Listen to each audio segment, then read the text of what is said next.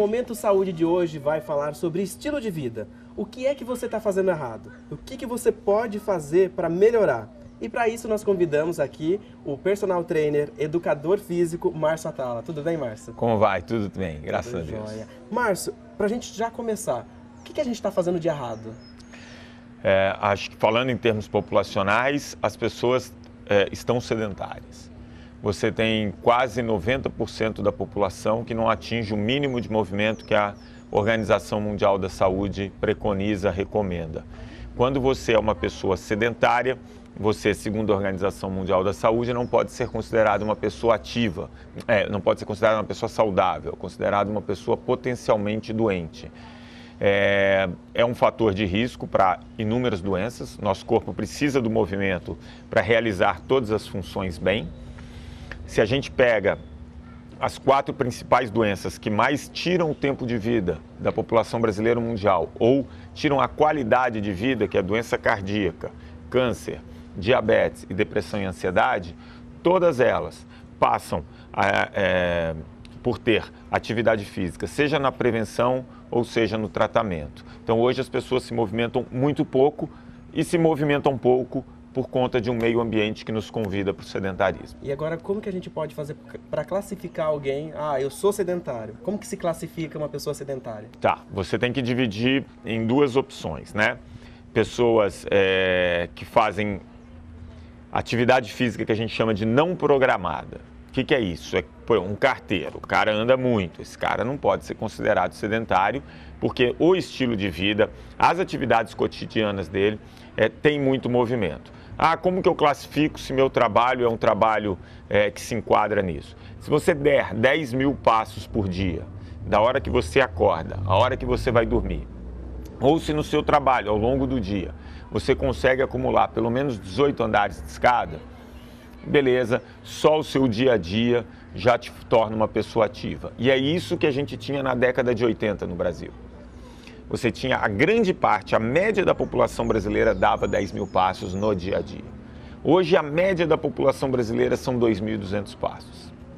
Bom, então eu me enquadro na média, eu dou 2.000, 3.000, 5.000 passos. Como que eu faço para me tornar uma pessoa ativa? Segundo a Organização Mundial da Saúde, o recomendado são 150 minutos de atividade física durante a semana, divididos preferencialmente em 5 dias. Tá? Então seria meia hora, 5 vezes por semana. Meia hora já é o suficiente, pelo menos para eu sair da classe sedentária. Se você fizer 3 vezes por semana meia hora, você já é considerado pouco ativo. O ser pouco ativo já traz inúmeros benefícios para a saúde.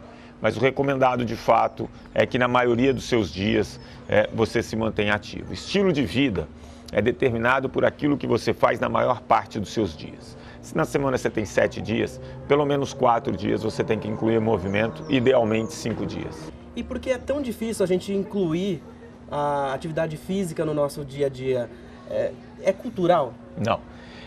Pela mesma razão que o ser humano precisa do movimento para funcionar bem, que é a evolução da espécie, porque durante centenas de milhares de anos só sobreviveu quem era apto ao movimento. Isso foi fazendo com que a nossa genética, o nosso código genético, o nosso corpo fosse se modificando e se moldando para funcionar bem com o movimento. É difícil a gente colocar isso em prática hoje justamente pela mesma evolução. Porque como o ser humano sempre se movimentou por 3 razões, para comer, para procriar ou para lutar, ou seja, o meio ambiente impunha isso, a gente sempre foi poupador. A gente tinha um movimento por uma situação, a comida era escassa, você conseguia o alimento e você tinha que ser poupador. Você tinha que gastar muito pouca energia, você tinha que poupar energia porque ia demorar a próxima refeição. Então isso está no nosso DNA, né? Todo ser humano é poupador. Então, por exemplo, quando a gente vai num shopping, todo mundo vai querer a vaga mais próxima. A hora que ele encontra a vaga mais próxima dentro do carro, fica chateado. Quando ele consegue estacionar o carro, a primeira coisa que ele procura é a entrada mais próxima. Ninguém procura uma entrada mais distante. Quando você entra no shopping, você não pensa, você vai direto na escada rolante, você vai direto no elevador. Então o ser humano, ele tenta executar todas as tarefas com o menor esforço possível. Por isso que somos poupadores, por isso que a espécie sobreviveu. E por que é tão difícil hoje colocar o movimento? Porque com tanta tecnologia, o movimento ele não se tornou vital para a sobrevivência. Né? Você vai conseguir viver muito bem sem movimento, muito bem entre aspas, mas você vai executar todas as tarefas com muita facilidade e pouco movimento. O preço que você vai pagar pela falta do movimento não é imediato, é num médio, num longo prazo, em 5, em 10 anos de sedentarismo. Essa conta vem. E o pior, essa conta não vem só para a pessoa, ela vem para toda a sociedade. Porque quando muita gente fica doente, quem paga esse preço é toda a população, porque você vai ter que arrecadar mais impostos, então você tem que subir os impostos. Se você tem um plano de saúde, toda a carteira vai pagar por essas pessoas que tiveram um estilo de vida ruim, já que o estilo de vida responde aí por mais de 50% da nossa saúde. Até no trabalho, a gente deixa de ir até um local para pegar água, deixa a garrafinha do lado. Isso é um clássico, né? Por isso que hoje nos Estados Unidos, eles estimulam as pessoas a não levar a garrafinha para a estação de trabalho, eles estimulam as pessoas até a trabalhar 2 horas do dia em pé, não precisa ser consecutivo, e isso tem se mostrado muito eficiente para diminuição de problemas cardíacos, diabetes, até diminuição de obesidade. Então, há um estímulo para a pessoa não passar 8, 10 horas por dia sentado. Então, nos Estados Unidos, você tem estações de trabalho em que você ajusta a altura. Então, a pessoa é estimulada a ficar 2 horas por dia em pé. Agora, o que eu tenho que prestar atenção? Quais sinais o corpo dá de que, olha, você está sedentário? Isso é que é incrível, o corpo não dá muitos sinais, né? Claro que você tem vários sinais, mas não confie na falsa sensação de bem-estar. Existem inúmeras doenças silenciosas. Quando sua glicemia está aumentando, não dá coceira no cabelo, não dá dor na perna. Quando a sua pressão está aumentando, ela é silenciosa, né? Hoje, o sedentarismo associado ao sobrepeso é a segunda maior causa de câncer. E você não tem um aviso que isso está se desenvolvendo no seu corpo. Por isso que é muito perigoso. É claro que se você é uma pessoa que ao executar tarefas simples, você se cansa, subindo uma escada, fazendo uma pequena caminhada, é sinal que seu corpo está precisando de movimento, né? Agora, infelizmente, você tem uma série de coisas que acontecem silenciosamente no nosso corpo por conta do sedentarismo. E aí, qual profissional que eu tenho que procurar? Eu vou ao médico, eu tenho que ir um educador físico? O primeiro passo você não precisa procurar ninguém. Você tem que tornar o seu dia mais ativo. Para atividades simples, para pequenas caminhadas de meia hora em ritmo moderado, para ficar mais tempo em pé, para subir, ninguém precisa de um profissional. Você precisa colocar atividade no seu dia. Isso é ponto. Eu quero fazer uma atividade programada, eu quero fazer um treino mais intenso. Aí você procura um professor de educação física e, obviamente, ele vai indicar um médico só para saber se você está apto a fazer essa atividade mais vigorosa. Mas, se for uma atividade moderada, leve a moderada do seu dia a dia, todo mundo pode sair e caminhar meia hora. O ponto para uma atividade mais programada, mais vigorosa, precisa passar por um educador físico e, com certeza, um médico para saber se você está apto a elevar isso, a frequência cardíaca, a fazer alguns tipos de movimentos. A dica que a gente vai dar para você manter um estilo de vida saudável é para quando você vai se preparar para alguma atividade física. Sabia que você está correndo um grande risco de ter uma lesão no músculo se não tiver esse preparo inicial?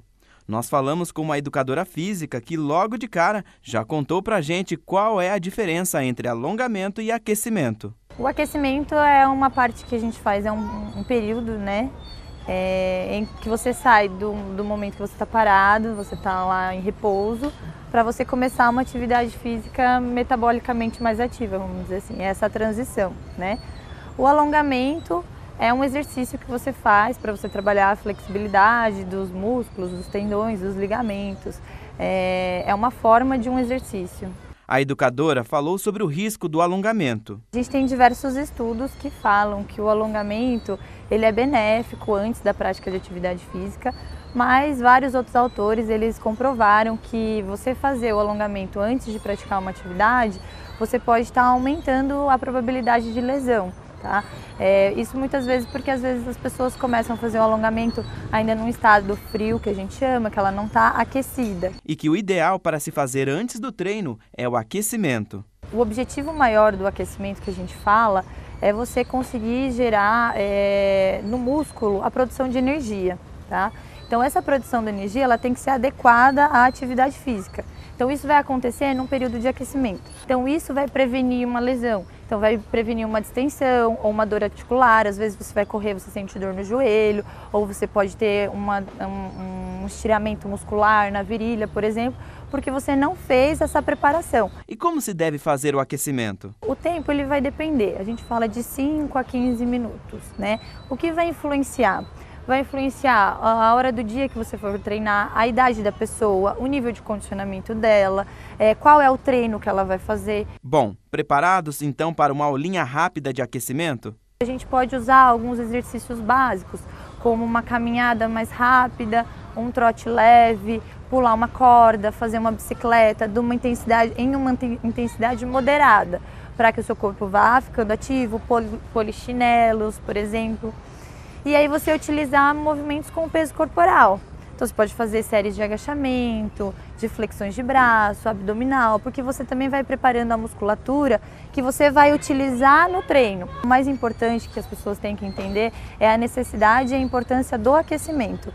Fazer um período de adaptação com o seu corpo para que você saia desse estado de repouso e passe a fazer atividade física mais intensa ali no momento. Agora, com essa informação, não se esqueça de aquecer antes de cada treino. Você falou de atividades leves, moderadas, Isso. E quais são elas? Então, isso é bem interessante você tocar nesse assunto, porque aqui nesse projeto que a gente está fazendo em Jaguariúna, eu fiz um treinamento em médico, em enfermeiro, justamente para eles se sentirem confortáveis, falando, olha, isso daqui você pode fazer no seu dia a dia sem precisar buscar uma orientação, simplificar a questão do movimento. Pequenas caminhadas, onde a sua sensação de esforço de 0 a 10 é uma sensação de esforço 5, 6, não é nada demais. Ficar mais tempo em pé, fazer as atividades do seu dia, subir mais escadas. Então, pequenas caminhadas de meia hora, num ritmo moderado, leve, todo mundo pode fazer. Mas, principalmente, tentar acumular mais passos ao longo do dia, ficar mais tempo em pé e, se possível, subir escadas quando for possível, né? E ele pode trazer outros problemas, além dessas doenças silenciosas, como hipertensão, problema na nossa articulação, Sim. osso, músculo? Sim. A gente pode aqui descrever, né? A gente brinca que a atividade física é a pílula mágica da saúde. Você não vai ter nenhum remédio que você tomando, você ajuda no controle do colesterol, ajuda no controle da glicemia, da pressão arterial, te ajuda a ganhar massa muscular, te ajuda a ganhar massa óssea, enfim. E outra coisa, as doenças da mente, né? Elas são tão silenciosas quanto essas outras que a gente falou. E a gente sabe que o sedentarismo é fator de risco para ansiedade e depressão, que são doenças muito prevalentes da mente. Sem dúvida, a atividade física, além desses benefícios para essas doenças que a gente falou, ajuda a reduzir níveis de ansiedade, níveis de depressão, estresse, melhora ganho de massa óssea, ganho de massa muscular. O que é preciso ser feito? Com regularidade, respeitando o limite. Aqui ninguém está pregando, então eu vou sair, fazer uma aula puxada. Não, é sempre dentro do seu limite, num nível moderado e passo a passo ir evoluindo.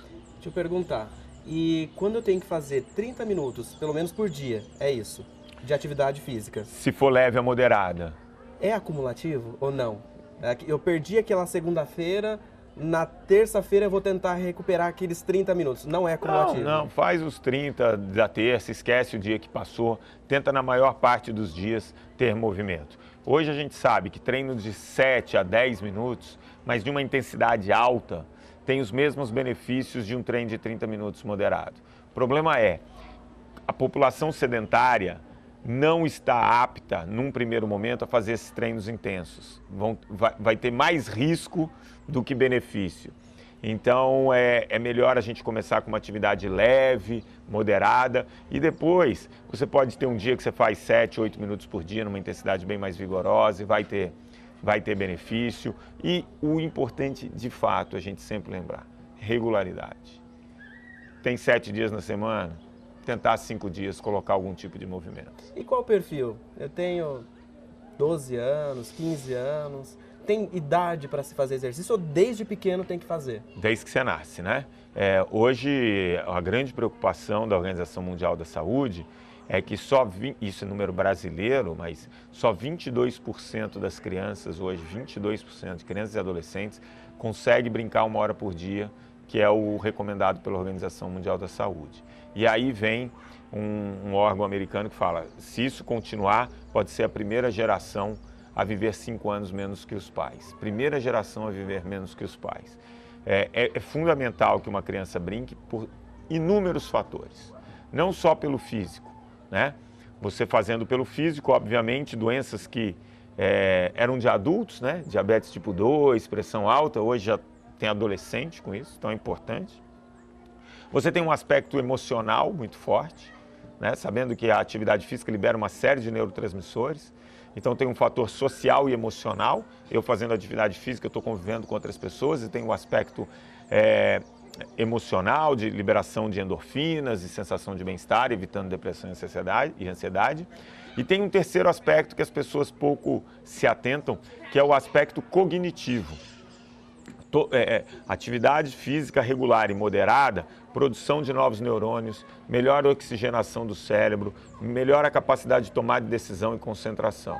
Então a gente já sabe hoje que a atividade física regular e moderada é uma coisa que você pode fazer para prevenir, por exemplo, o mal de Alzheimer.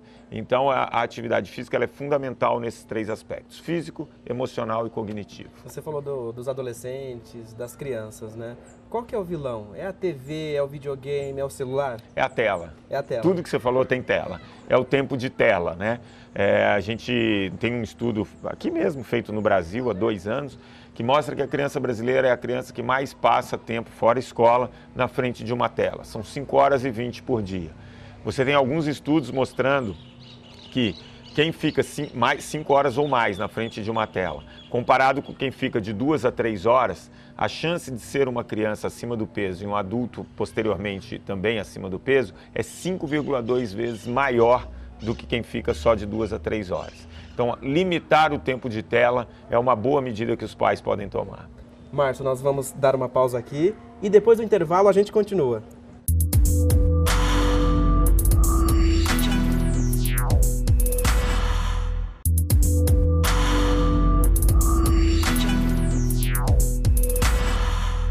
Estamos de volta para o segundo bloco e aqui ao meu lado eu tenho o Márcio Atala, educador físico, personal trainer, e o nosso tema é estilo de vida.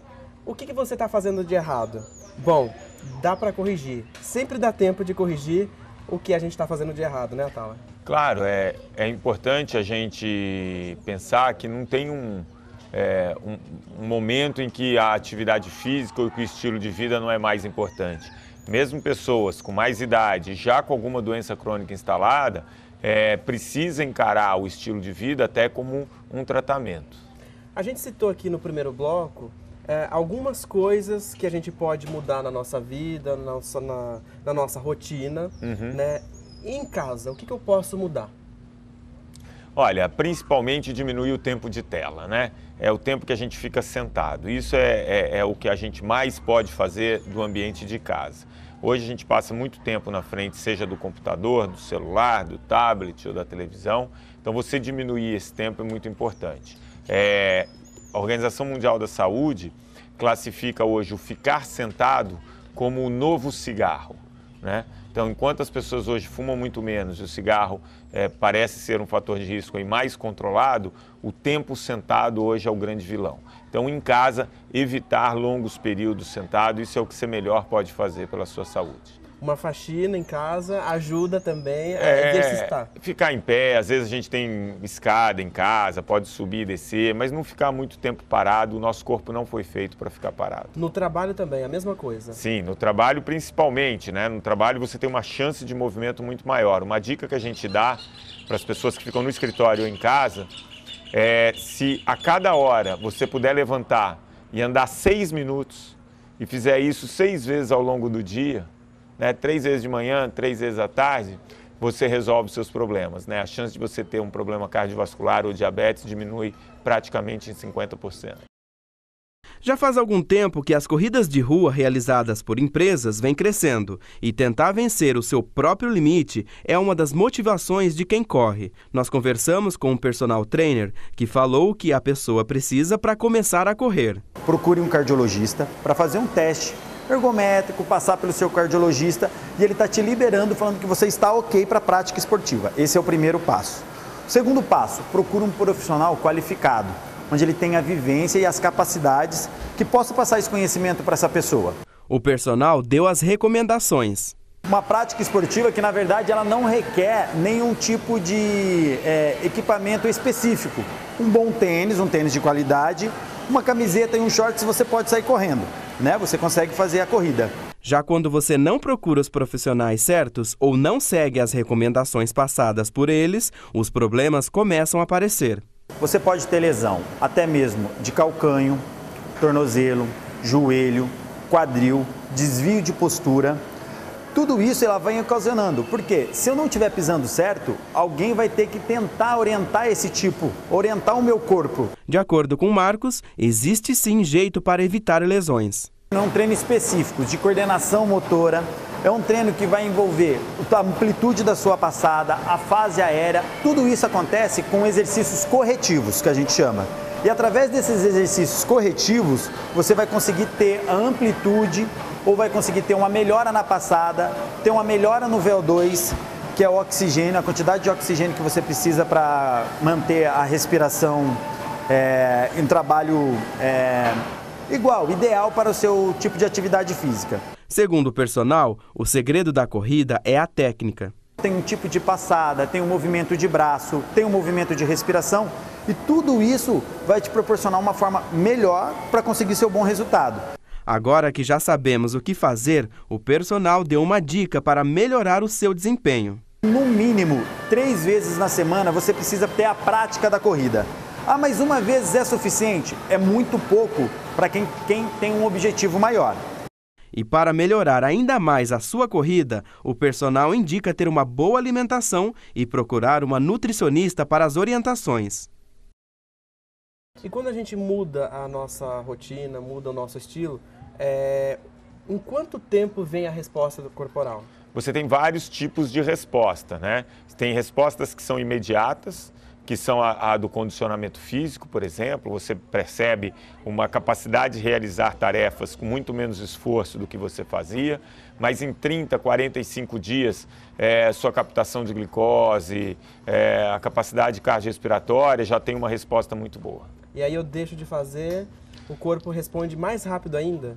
Ele vai se descondicionando. Na verdade, é isso mesmo. À medida que a gente deixa de fazer, rapidamente ele perde essas adaptações. O que as pessoas têm que entender é que quando você faz o movimento, o nosso corpo tem uma série de reações positivas, anti-inflamatórias, que duram um período de 24 a 36 horas. Se você não faz e dá o estímulo, você acaba perdendo. É igual remédio. Você toma um remédio, ele vai atuar ali para aliviar uma dor durante 8 horas, 24 horas, depois você vai ter que tomar outro. A mesma coisa é com o movimento, só que o movimento você dá uma dose e atinge aí dezenas de benefícios. E quando a gente dá essa dose, o nosso corpo, o nosso músculo, ele acaba se adaptando, ele acaba se acostumando com aquele exercício e aí já não faz mais efeito ou é mito isso? É mito, obviamente que ele faz efeito, né?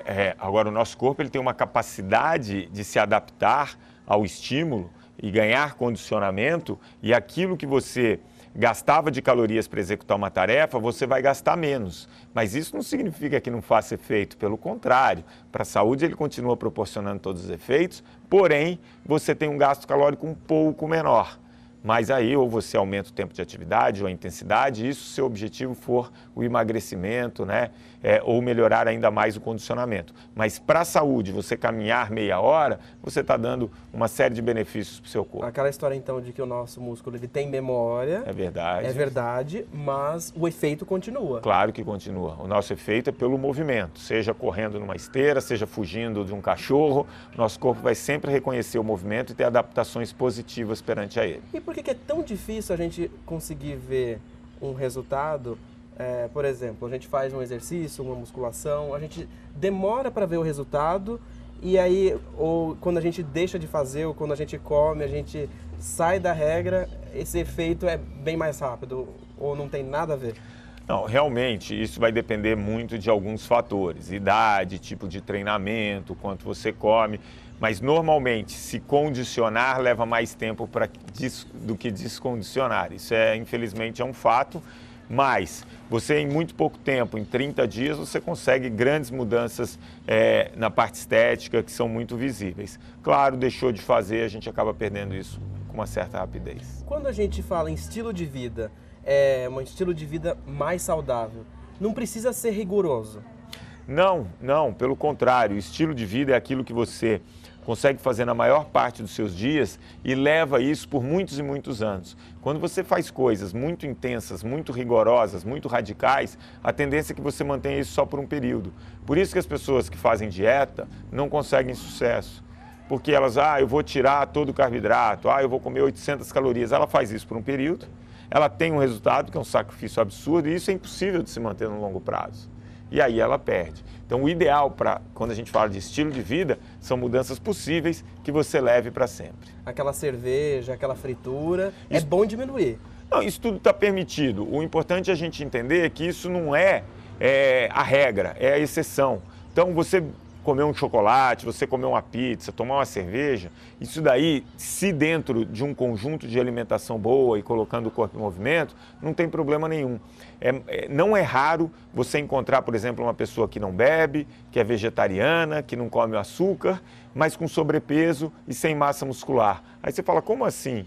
Porque tem uma alimentação com excesso de outras coisas, não tem movimento, e às vezes você encontra, na Vila Olímpica era muito fácil de você encontrar isso, pessoas com uma alimentação com chocolate, com álcool às vezes, mas com bastante movimento e consegue equilibrar. O importante é nunca a gente olhar um fator isolado na alimentação, mas sempre o todo. É uma combinação. Claro. Não adianta também você fazer só a alimentação correta e não ter atividade física. Só alimentação correta não adianta de fato, né? Porque só alimentação correta não vai te dar uma série de ganhos que somente a atividade física te dá. Por exemplo, você fez uma boa alimentação, o seu músculo cardíaco continua do mesmo tamanho, pequenininho, né? O coração é um músculo e ele precisa do movimento para aumentar a sua eficiência. Então você tem uma série de adaptações que elas são do exercício. A alimentação é importante e tem que ser combinada, mas hoje a gente não pode tratar a alimentação como vem se tratando. As pessoas têm medo de comer, tem sensação de culpa quando come a mais, e é só a gente voltar para a década de 80 para ver que tem alguma coisa errada, né? Lá não tinha linhaça, chia, amaranto, as pessoas comiam pão normal, arroz normal, não tinha nada de integral, e as pessoas eram muito mais saudáveis, cozinhavam na banha. Então a gente tem que pesar isso, é um estilo de vida como um todo, a gente não pode achar que existe um alimento santo ou que existe um alimento vilão. É o conjunto da alimentação, privilegiando sempre alimentos in natura, né? Então carne, leite, frutas, legumes, vegetais, tudo aquilo que a gente sabe a procedência, que são alimentos de verdade. Então descasque mais, desembrulhe menos. Evite os industrializados, priorize os in natura.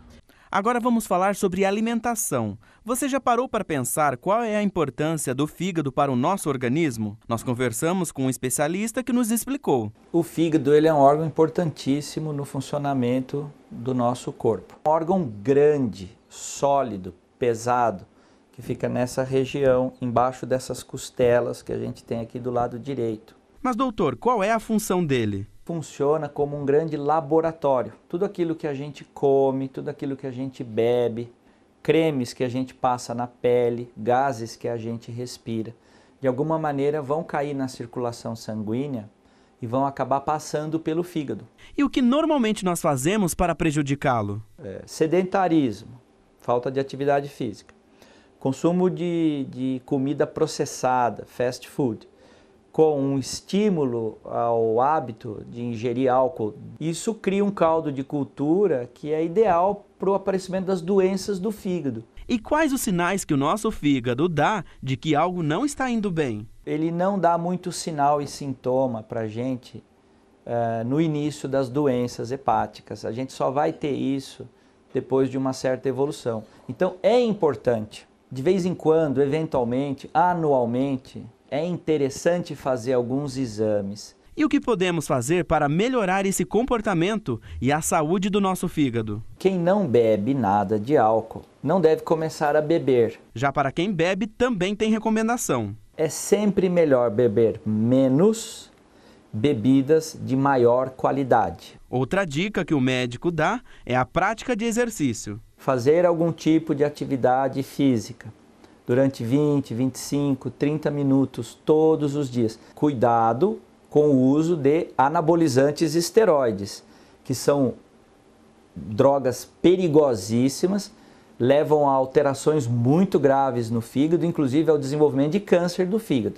E por fim, uma boa alimentação. É melhor tomar um suco de uma fruta natural, que é feito na hora, do que um suco industrializado, de caixinha, de saquinho, ou que vem um pó para ser reconstituído. O médico reforça que devemos evitar os alimentos processados. Se eu vou comer um peixe, eu vou dar preferência a um peixe fresco e não um peixe congelado ou industrializado, etc, etc. Com carnes a mesma coisa, frango a mesma coisa. Dicas de ouro do médico que podem evitar problemas no futuro.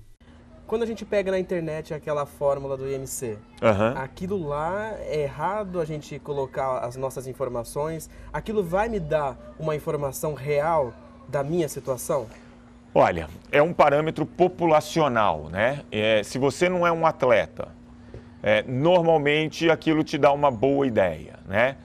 Populacionalmente é o que é mais eficiente e mais usado. Individualmente, principalmente para pessoas que têm muita massa muscular, muita massa óssea ou que são atletas, ela não é eficiente. Basta a gente pegar, por exemplo, o Michael Jordan.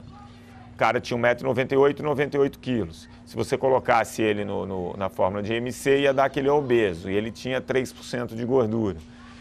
Mas ele é um atleta. Para uma população que não é atleta, você tem uma referência. O ideal mesmo é a velha e boa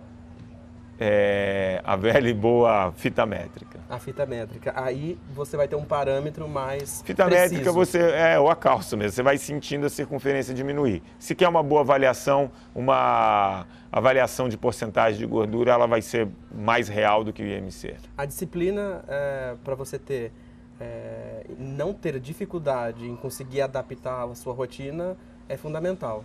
Eu acho que o primeiro passo é você escolher atividades possíveis de serem feitas. Que você goste de fazer.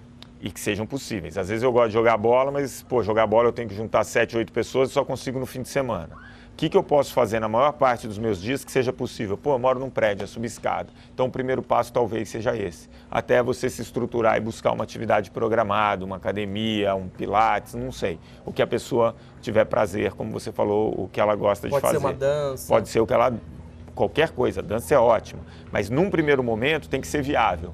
Quando você escolhe uma atividade onde você tem que sair de casa, que você demora meia hora para chegar, provavelmente você não vai dar regularidade. Escolha alguma coisa que você consiga dar regularidade nos 3 primeiros meses. A partir daí, seu corpo já tem uma série de ganhos e você começa a se estruturar melhor para achar essa atividade que você tem prazer. Mas antes de eu começar essa atividade, seria bom eu procurar um médico cardiologista? Orientação de um bom profissional de educação física, tá? A partir daí, ele vai, dependendo do que ele for oferecer ali, ele vai pedir para você consultar um médico para saber se você está apto, principalmente se a atividade for muito vigorosa. Não dá para sair fazendo aí exercício, porque corre o risco de ter uma lesão.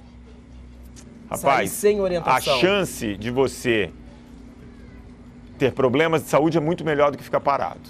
Então, se a gente olhar essa decisão, eu prefiro que num momento você saia mesmo sem orientação e depois procure orientação, do que você ficar parado. Ficar parado é muito pior. O importante é começar. Você tem que começar. E a partir daí você vai procurando sua estrutura, uma orientação, passa no médico. Não vai ter um médico que não vai recomendar atividade física, de qualquer especialidade. Márcio, nós vamos dar uma pausa, vamos para um rápido intervalo e no próximo bloco a gente continua esse bate-papo.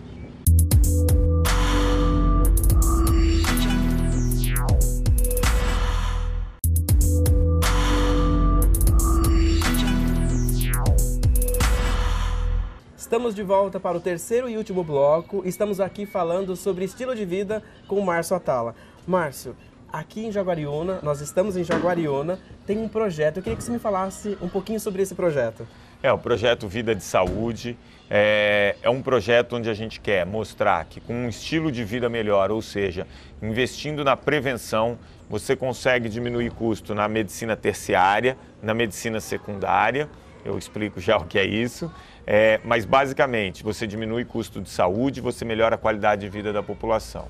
Então a gente faz uma intervenção de 9 meses, a gente fez uma pesquisa com validade científica inicial, vai fazer uma final para saber como está a cidade. Fizemos aí aproximadamente 8 mil exames de sangue e a gente vai comparar esses números no final. A ideia é sempre mostrar a importância do movimento na nossa saúde. Isso vai ser publicado, é um artigo científico, nunca foi feita uma intervenção dessa no mundo. Então a gente passou 2 a 3 meses colhendo dados e 9 meses de intervenção.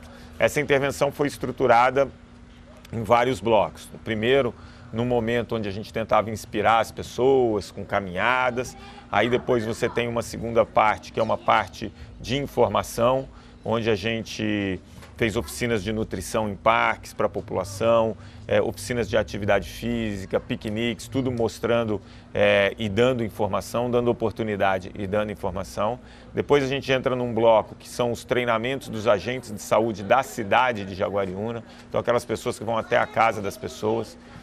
Aí você parte para um outro momento onde a gente cuida das pessoas que estão nessa medicina secundária. O que é a medicina secundária? É aquela pessoa que já tem um problema de saúde crônico, ou seja, um diabetes, uma pressão alta. Essas pessoas normalmente não conseguem controlar esse fator de risco, essa doença crônica. Em pressão alta, para você ter uma ideia, a cada 100 pessoas que têm pressão alta e que já sabem e que se medicam, só 8 conseguem controlar. Porque tem um estilo de vida ruim, porque não tomam medicamento. Então a gente teve um momento de treinamento de enfermeiros e médicos de UBS. Depois fomos às empresas, escolas, sempre passando a informação, quer dizer, envolvendo a sociedade nessa transformação, para que, quando a gente sair daqui em dezembro, se tenha autonomia e profissionais capazes de disseminar e incentivar essa prática. E por que a cidade de Jaguariúna? A cidade de Jaguariúna motivo básico, porque eles têm o cartão cidadão conectado, que é uma espécie de RG do cidadão. Então, antes de entrar aqui, eu já sabia quanto se gastava com diabetes, quanto se gastava com pressão arterial, com doenças cardiovasculares. Você tem esse mapa muito claro, você sabe tudo dessas pessoas, você já tem um histórico dessas pessoas de saúde, então ficou muito mais fácil fazer a intervenção. Contou também o fato de ter 50 mil habitantes, é uma cidade pequena, e para um estudo científico isso era relevante, porque a gente tem um rigor muito grande nas medições, né? Então você tem que medir 2 vezes, tirar a média e colocar, e até por uma questão de voluntários a gente precisava de uma cidade menor. Dando certo, a ideia é replicar em cidades muito grandes, como Campinas, por exemplo. E quando você chegou aqui em Jaguariúna, que você conseguiu esses dados, como que estava essa amostra? Isso foi interessante, até por isso a gente precisava de uma cidade assim, para saber se a cidade que a gente ia intervir tinha os mesmos padrões de saúde do Brasil. E sim, né, você tem em Jaguariúna aí quase 60% da população acima do peso, você tem mais de 20% da população obesa, né?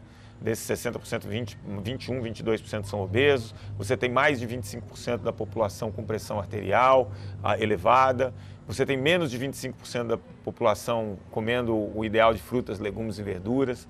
Então, quando você vê num todo, é um perfil muito parecido com o do brasileiro. A nossa ideia é que, no final, a gente transforme consideravelmente esses números. E qual que é o desafio do projeto? Como nunca foi feito, é difícil, né, você cravar um número. Eu acho que o mais importante para mim é deixar o legado, né?